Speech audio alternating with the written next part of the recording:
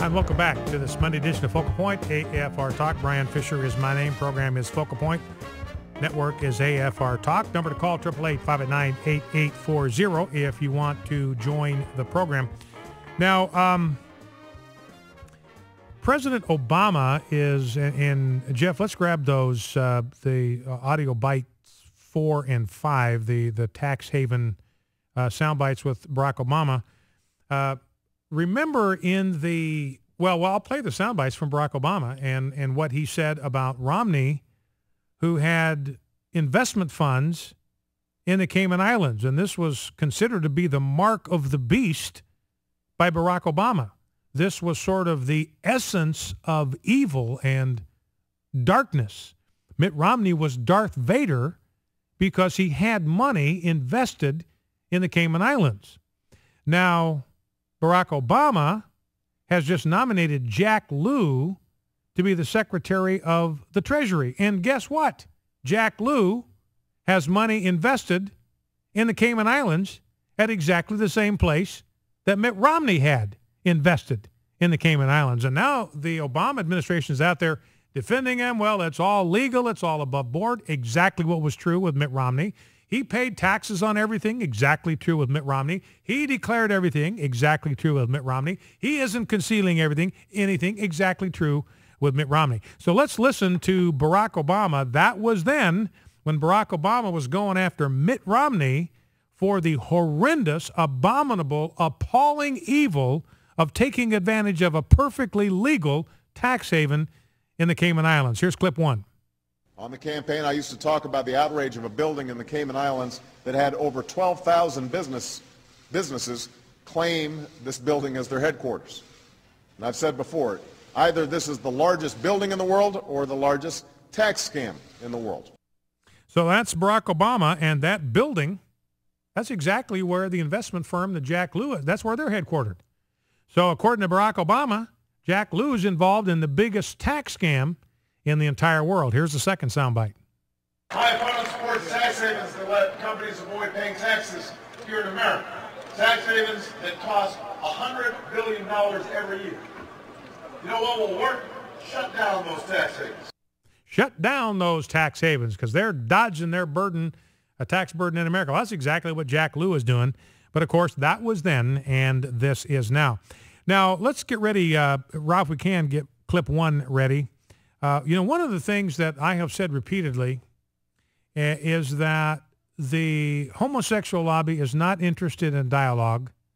They are not interested in debate. They want to destroy. They are out to eliminate us. They are out to destroy us. They are out to neutralize us. And ultimately, they are out to silence us. They want to bottle us up inside the 4 walls of our church. They don't care if we rattle around like BBs in a can inside the 4 walls of our church. They do not want our message about sexual normalcy to leave the grounds of our church buildings. That's why I've said before, all Barack Obama talks about is freedom of worship. You listen to him, and he will lead you to believe that all the First Amendment guarantees is freedom of worship. It does no such thing. It guarantees the free exercise of religion, not 1 hour a week on Sunday morning from 11 to noon, but 168 hours a week. And that's, of course, the issue with Obamacare, as Barack Obama and Obamacare is clearly infringing on the religious liberty of every conservative, values-driven Christian businessman in America. But what the homosexual lobby wants to do is they want to silence us. They want to kneecap us. They want to put a bag over our heads. They want to stick a muzzle in our mouths. They do not want us to speak. And here's an example. This is Senator Pat Stedman. He's a state senator in the state of Colorado. They're working on a civil unions bill there, and there are religious conservatives, Christian conservatives, that are resisting this because a civil union is nothing but a fake marriage. It's just a pseudo marriage. It legitimizes relationships that are predicated on the act of sodomy, what we used to call the infamous crime against nature.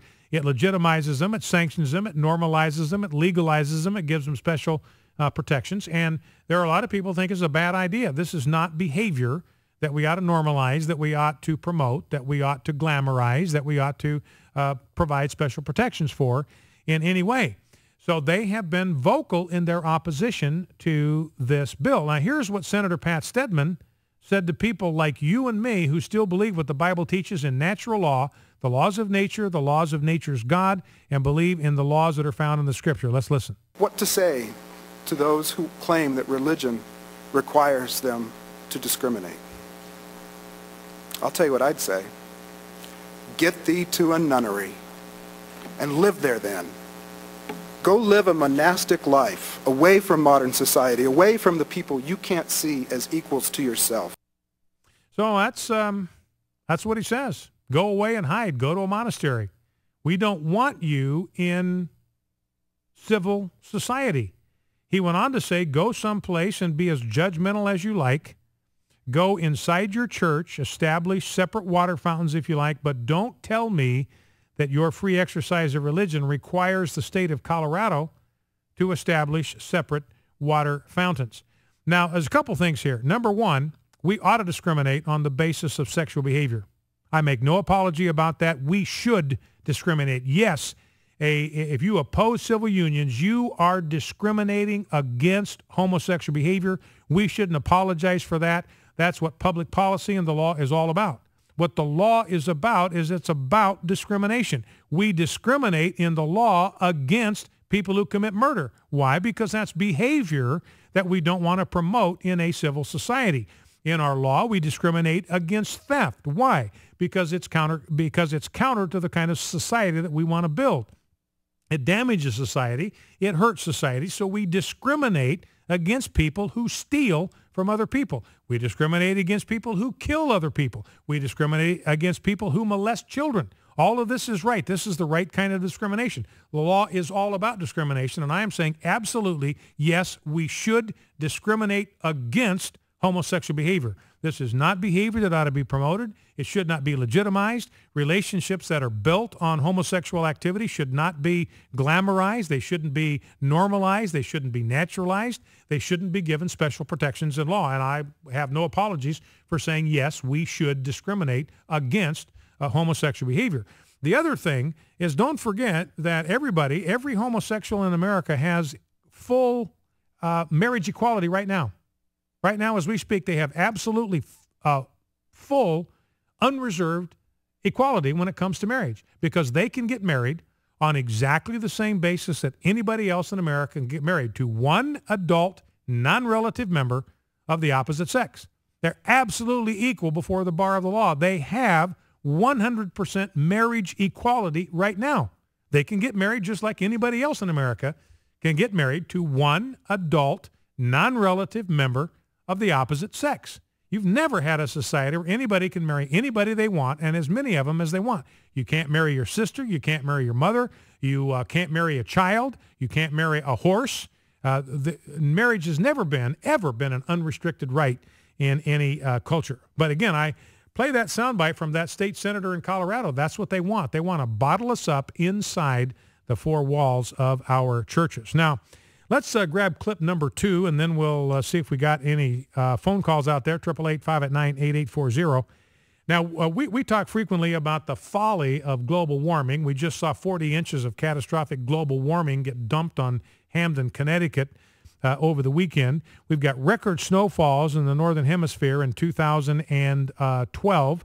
We have record levels of sea ice. We have record levels of polar bear populations. I don't know if you knew that. Polar bear populations are at an all-time high. You even have the UK Met Office saying we haven't had global warming in 16 years. It's a total scam. It's a total hoax. It's a complete and absolute total farce. But global warming now is being blamed for everything. And this is CNN anchor Deb Fayrick. This is CNN. This is supposed to be the most respected name in news. And listen to what she thinks global warming may be responsible for now. Every time we see a storm like this lately, the first question to pop into a lot of people's minds is whether or not global warming is to blame. I'll talk to Bill Nye, the science guy, about devastating storms and climate change on the other side. Well, we want to bring in our science guy, Bill Nye, and, talk about something else that's falling from the sky, and that is an asteroid. What's coming our way? Is this an effect of perhaps global warming, or is this just some meteoric occasion? So Bill Nye did the best job he could to dodge that question. So, ladies and gentlemen, She's blaming Halley's Comet on global warming. And yet these are the people that accuse us of being the uneducated, the unintelligent, the backwood hayseed hicks that can't think straight. She thinks that global warming could be responsible for meteors. So Jan Schakowsky, not the only one that's got a gap between her ears. Let's go to the phones. Let's go to Daryl in Palmetto, Florida. Daryl, you're on Focal Point with Brian Fisher. What's on your mind? God bless you, Brian. God bless you, sir. I was listening to you earlier, and I was listening to somebody talk about paleo something Hebrew. Paleolithic. I'm Jewish, so I have studied Hebrew in the Talmud, and it's like the earliest Hebrew was basically just a kind of a drawing of the character that it was representing, and it kind of from there came to what it came to be. But back to what you were talking about, evolution and the planet Earth and the homosexual agenda. And I just talked earlier with a neighbor about our tax dollars having to pay for prisoners to have gender reassignment. Yeah, sex change surgery. Yeah. Or hormone therapy or whatever, which is ridiculous. But take God factor out and just evolution itself, a homosexual shouldn't be around anymore because it was the strong survive, and they can't reproduce biologically. And according to the theory of evolution, there shouldn't be any homosexuals because they would have been wiped out a long time ago. They have to recruit because we all know they can't reproduce themselves. And if only the strong survive, they sure wouldn't be around anymore. So. All right, Daryl. Well, that's an outstanding observation. In fact, and I appreciate your call. Thank you for that. And Daryl's right on the money. If homosexuals are born that way, they would have gone out of existence in several generations because they can't reproduce. So that gene's not passed on. It just disappears, just fades into oblivion. So a geneticist will tell you that. In fact, there's this new theory about epigenetics, which I won't bother to go into it. They're basically claiming that homosexuality is some sort of birth defect now because they're admitting that you cannot find a genetic causation of homosexuality.